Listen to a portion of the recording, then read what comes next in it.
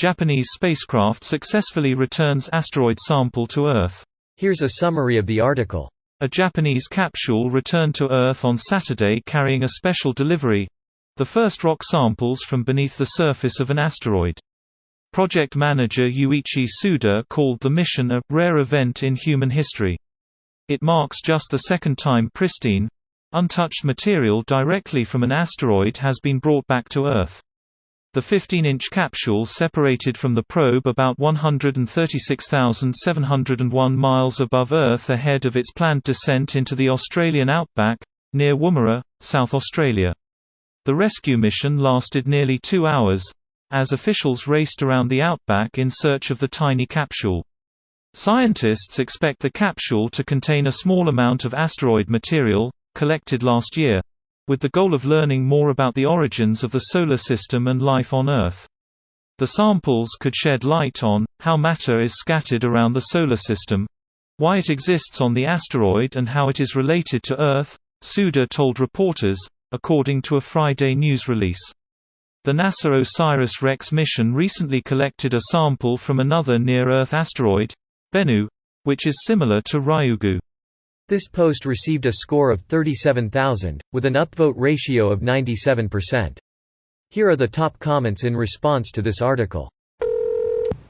Congratulations Japan. Job well done. Thanks, Japan. Tharpan. The ever-elusive, look around you, reference.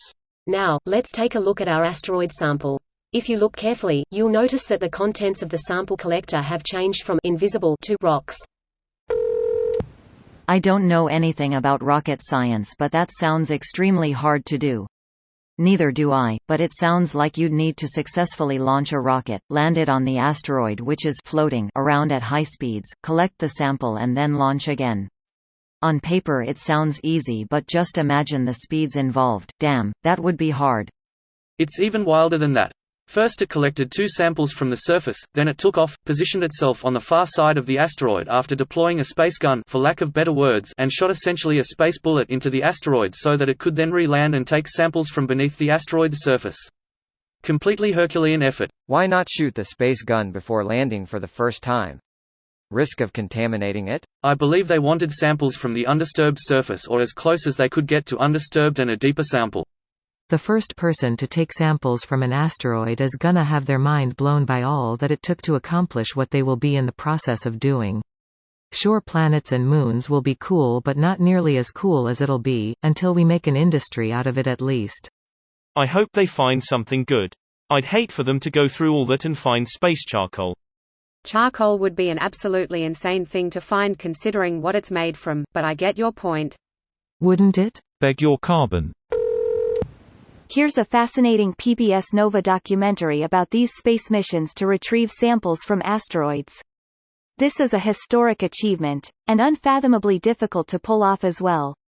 This research is also profoundly informative about the origins of the Solar System, more so than you'd expect.